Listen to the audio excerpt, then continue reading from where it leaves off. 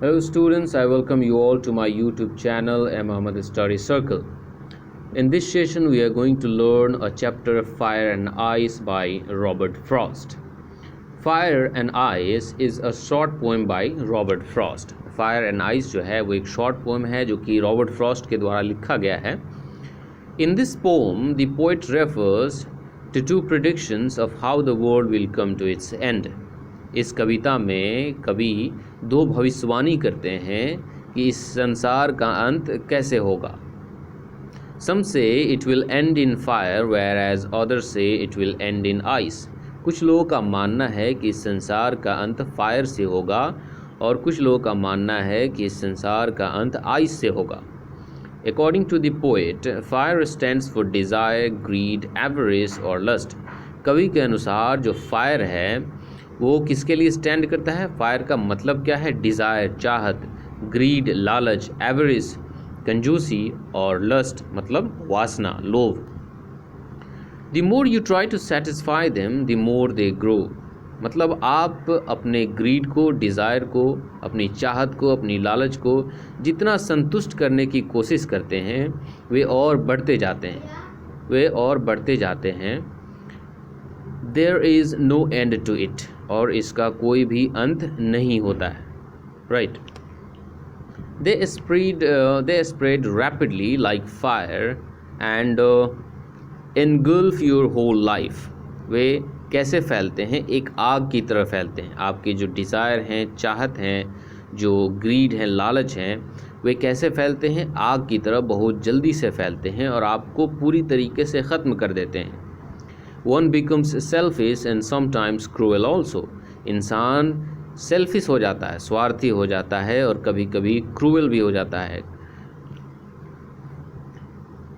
On the other hand, ice, according to the author, stands for hatred, coldness and rigidity. दूसरी तरफ जो ice है वो कवि के अनुसार आइस का मतलब है हेट्रेड, नफ़रत, कोल्डनेस मतलब लोगों के साथ अच्छा व्यवहार न करना, रिजिडिटी मतलब क्रूरता, है ना. One becomes insensitive and indifferent towards the feelings of others. इंसान मानव होता है, वो दूसरे के एहसास, दूसरे के भावना के प्रति असंवेदनशील हो जाता है और इंसान इनडिफरेंट, उदास रहने लगता है. The poet says that both fire and ice are growing with such a rapid speed that the world would soon perish either way, in fire or in ice.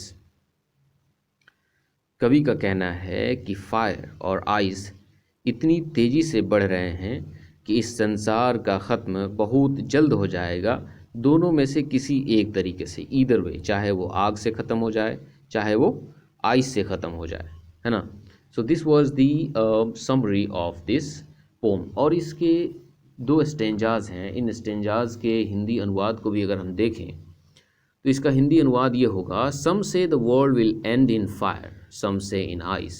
मतलब कुछ लोगों का मानना है कि संसार का अंत आग से होगा, वहीं कुछ दूसरे लोगों का मानना है कि इसका अंत बर्फ़ से होगा. From what I have tested of desire I hold with those who favour fire. जहाँ तक मुझे चाहत के बारे में पता है, मैं उन लोगों के साथ खड़ा हूँ जो ये कहते हैं कि इस संसार का अंत आग से होगा.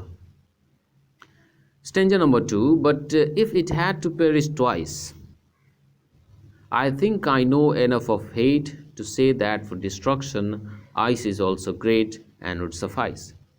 लेकिन अगर इस संसार को दोबारा ख़त्म होना हो, पेरिस मीन्स होता है ख़त्म होना, डाई, तो मुझे लगता है, मैं जानता हूँ कि नफ़रत काफ़ी होगा ये कहने के लिए कि यह इस संसार को, नफ़रत जो है मतलब आइस, इस संसार को बर्बाद कर देगा, इसे ख़त्म कर देगा.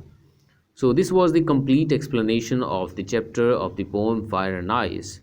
You can give me your feedback in the comment section below. If you find this video beneficial and informative for you, you can like the video, and if you are interested you can subscribe the channel for more videos like this.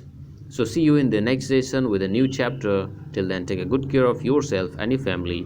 Thanks for watching. Bye bye.